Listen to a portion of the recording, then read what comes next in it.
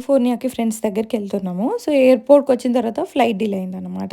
So, ఎంతసేపు gate కాడ ఉంటాంలే అని చెప్పేసి ఇక్కడంతా ఎక్స్‌ప్లోర్ చేస్తున్నాం. ఎస్పెషల్లీ కశ్వమ కోసమని. నా కోసమని ఒక చాయ్, కార్తీక్ కోసమని ఒక కాఫీ తీసుకున్నాం. కానీ ఆకలైతుంది అని చెప్పేసి ఫుడ్ అన్నీ చూస్తే తక్కువ క్యాలరీస్ ఉండేది కావాలి అని చెప్పేసి వెతుక్కొని ఈ శాండ్‌విచ్ తీసుకున్నా అన్నమాట.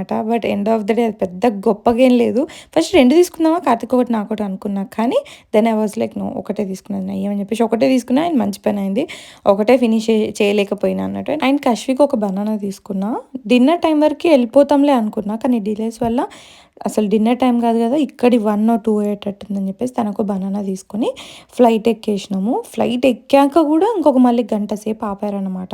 అసలు నాకు ఎంత ఫ్రస్ట్రేషన్ వచ్చిందో. నేను ఇంటర్నేషనల్ ఫ్లైట్‌లో కూడా ఇంత చికాకు రాలేదు. ఎస్పెషల్‌గా కశ్విని ఎంతసేపు అని ఎంగేజ్ చేస్తాం. పాపం తనకు కూడా చాలా బోర్ కొట్టిందనమాట. పాపం కాసేపు పడుకుంది. బట్ ఇంకాసేపే మేము ఎంటర్‌టైన్ చేసినాం.